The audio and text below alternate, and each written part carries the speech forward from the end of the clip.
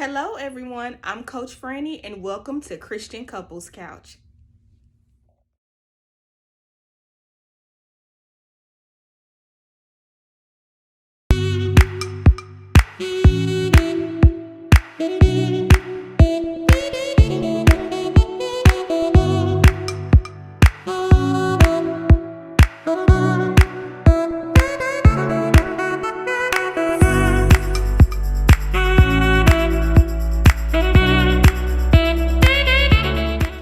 Today we will be talking about season 13 of Married at First Sight. Now this is my absolute favorite show that comes on TV. I have been watching this show since season 1 and I've never done reviews on it before, but since I started my YouTube channel and I talk about relationships, that is my specialty. I am a certified family and relationship coach.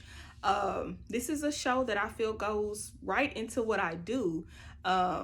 It's about, if you've never watched the show, it's a show basically about, matching people together who have never met based off of their interests, their background and history, and the things that they want in a person. And so it's a really good show. And I know like a lot of people in America are like, this is super weird. And I think a lot of people watch the show because it's like, this is weird. Like a lot of people watch it to see how many marriages are gonna, succeed or fail. And the truth of the matter is arranged marriages are actually pretty common, not here in the US, but they're pretty common in other countries. And so what I like about an arranged marriage is, first off, you trust the people who are putting the two people together. Usually it's that's, when two people are put together, it's their families that have put them together, but they're not going to just put you with just anybody, they're going to put you with someone that, you should mesh with. It's a really good match for you. You have the same spiritual beliefs and ethnic, background and things like that. And so in America, people, they date, they fall in love, they get married, and a lot of times they get divorced over 50% of the time. Did I lie? Did I lie? Did I lie?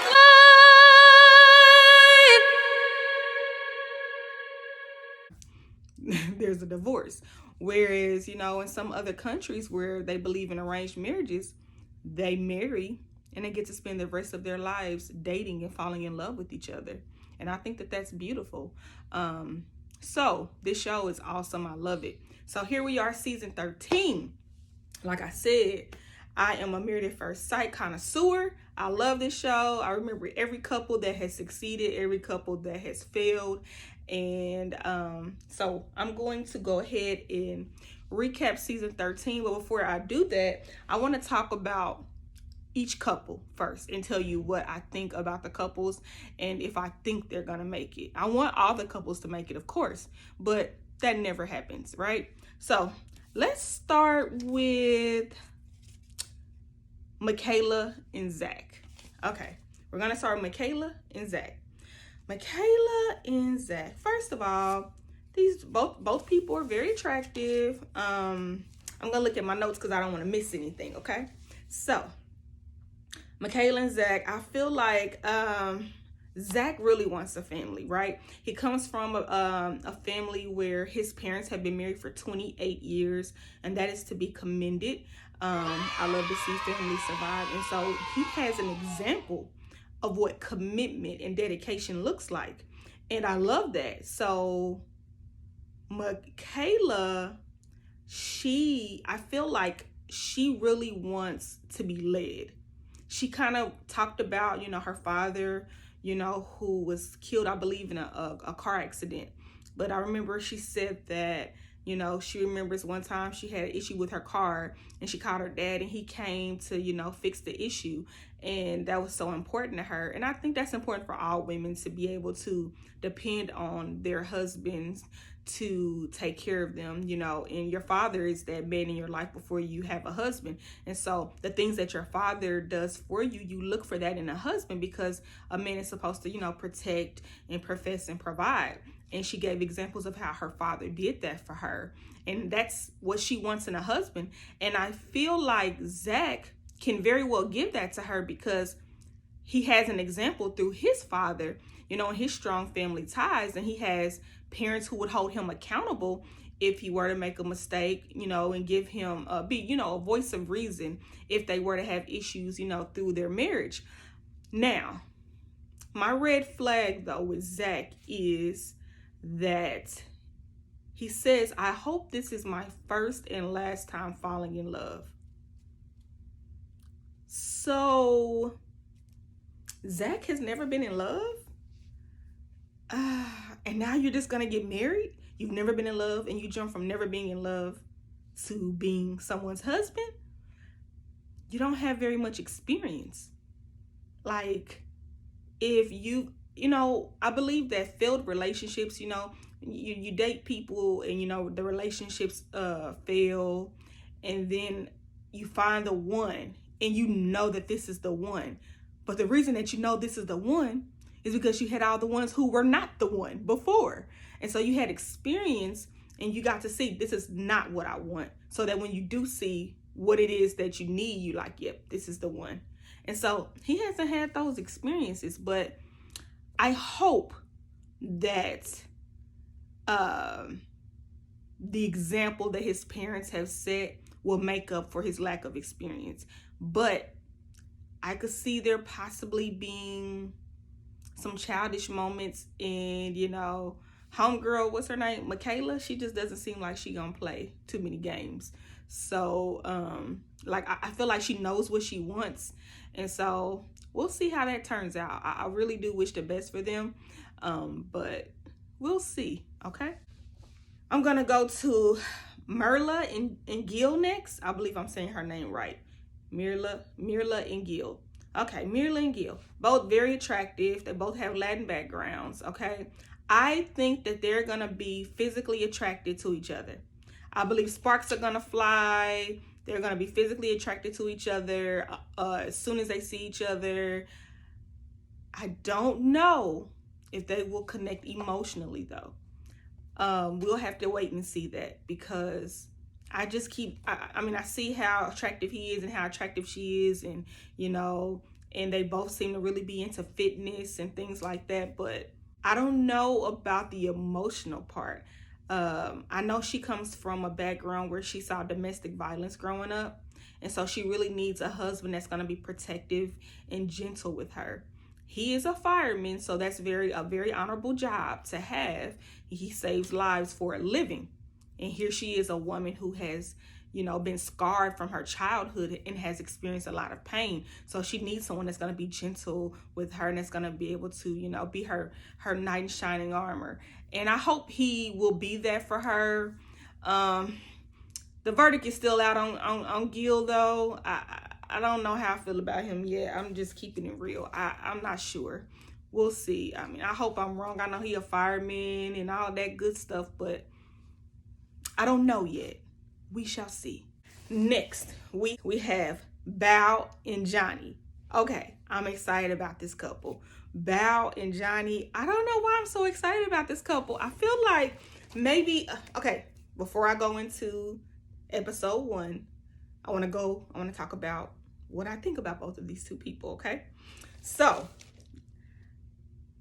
Bao seems to be a little controlling, like a control freak, okay? She's very organized. She's very smart. She knows what she wants. I like that about her. She just seems like a very strong woman. And then Johnny, he seems like the exact same, but I feel like he's more down to earth than she is.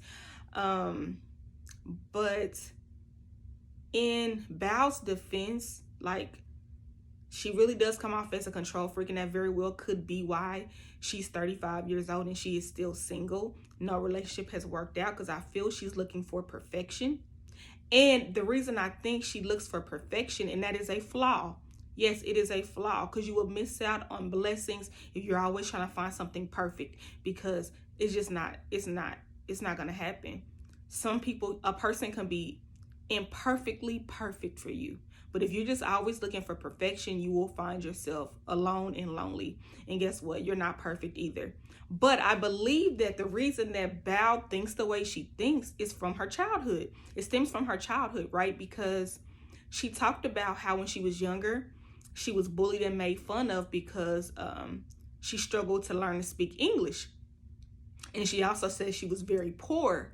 And when she would get off of the school bus, you know, she would walk past her house because she didn't want to be made fun of because of the conditions in which she lived.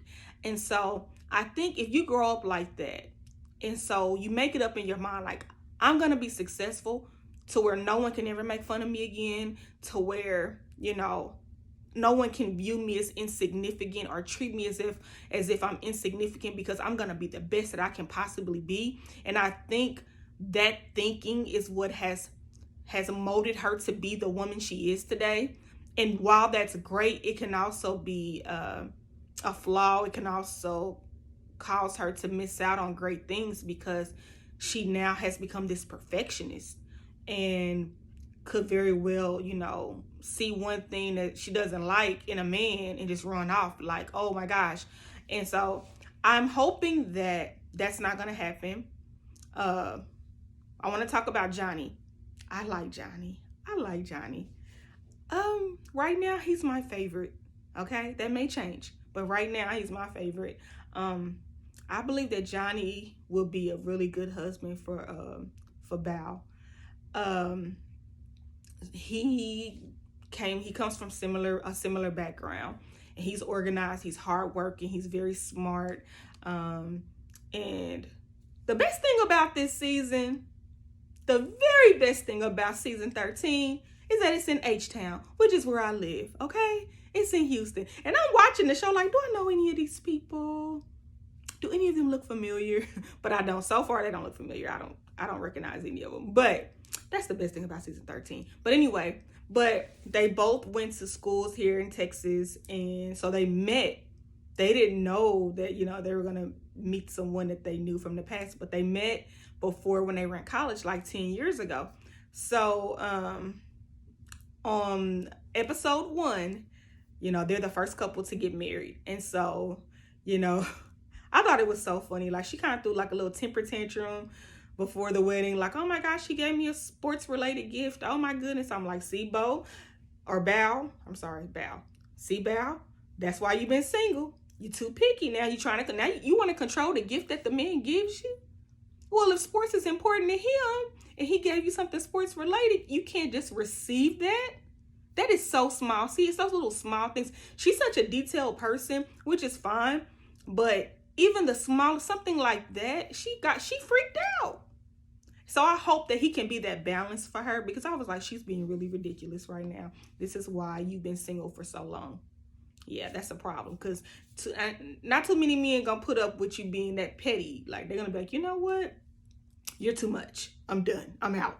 So this is probably a blessing that they knew each other before, because when she begins to walk down the aisle, she immediately recognizes Johnny.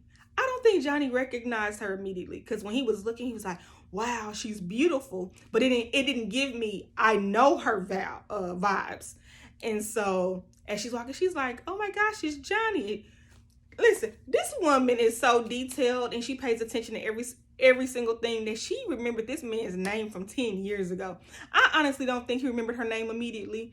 I think once she came closer to him, it was like, oh, her face, I remember it. And it started to come back to him. But she remembered his name, like, that's Johnny. So that just goes to show how detailed and how she doesn't miss anything, okay? But so she comes down the aisle, and, you know, he sees her, and they realize that they know each other. And I think this is a really good thing for them. She's ready for a husband. She's already dated several people, so it appears, because she said she gave the producers a list of people. So, Bao, baby, this might be your last chance, honey. Don't mess this up, okay? Now, I want to see you still married to Johnny many years from now, because Johnny might be the last one that's going to put up with you being so perfect and wanting perfection, okay? Because it just doesn't exist, okay? But we shall see. Okay, so who's next? Brett and Ryan.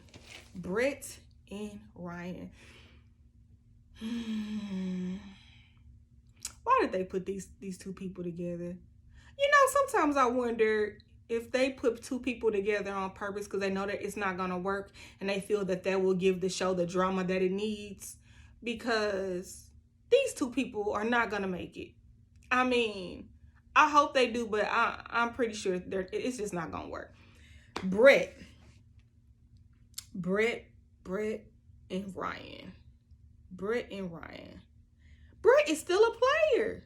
2,000 girls in Houston. He has dated he's dated all the women in Houston except me. That's what that means.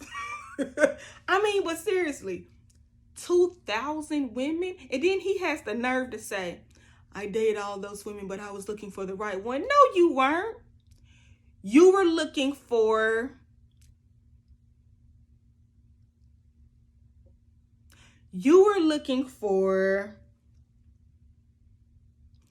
sex. That's what you were looking for, okay? Let's just keep it real. You were not looking for love. You were not looking for a committed relationship. You are a player. 2,000 girls? Your friend busted you out. You was not expecting that. Your friend busted you out, okay? And then I believe when Pastor Cal came to meet you, was it Pastor Cal or was it Dr. Viviana? Dr. Viviana came to meet you on the golf course, and your friends were like, oh, yeah, he'll be a great husband. That was rehearsed. You told them what to say. Brett gives me liar vibes. He gives me liar vibes. I noticed that he didn't look Dr. Viviana in the eyes when she was talking to him. I noticed like when Pastor Cal was at his house and they called his friend, his energy, the way his body language was. He gives me liar vibes. He is a liar. Why would they hook this poor Ryan up? A woman who wants commitment, a woman who takes relationships so serious that she hasn't even been in one in a very long time because she takes it so serious. It's not a game to her. Why would they put this woman with this man? Why would they do this? This man is insecure. Every man that is a player is insecure, okay? A real man that's secure does not need to date over 2,000 women. They don't need to be intimate with so many women. A real man, a man who knows who he is and truly loves the person that he is, they don't need to sleep with a lot of women to validate themselves as a man. Okay? A real man does not need to do that. And the fact that you thought it was okay to sleep with and date all of these women, it says more about you. You are insecure. He is insecure. Why would they put this woman with this man? I am just so disappointed they did this. But I believe they did it for ratings. It's like we have to have a couple that we know is gonna fail, because that couple will give us our most give us the high ratings that we need and the drama that we need for this season. Because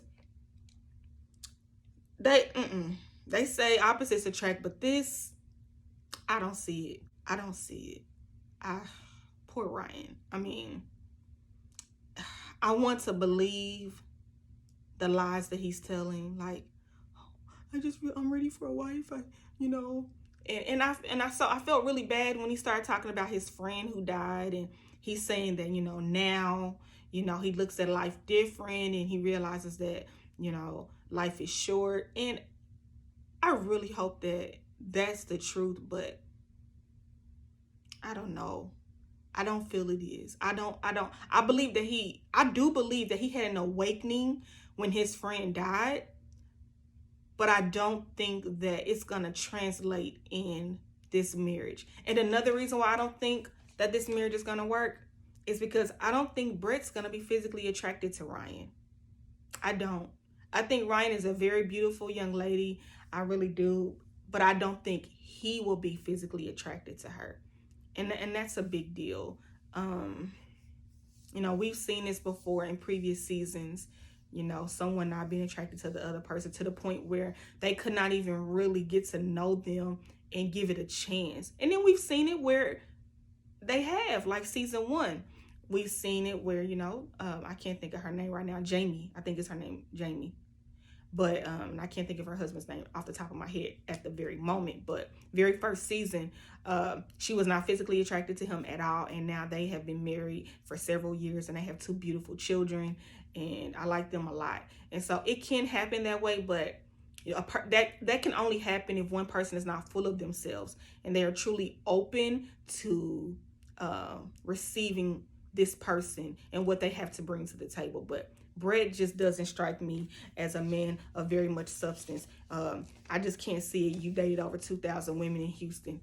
I don't know. God bless him, but I don't see this. For purposes of this show, I don't see it. Poor Ryan. Okay. Rachel and Jose. Rachel and Jose. Is it just me, or is Jose like,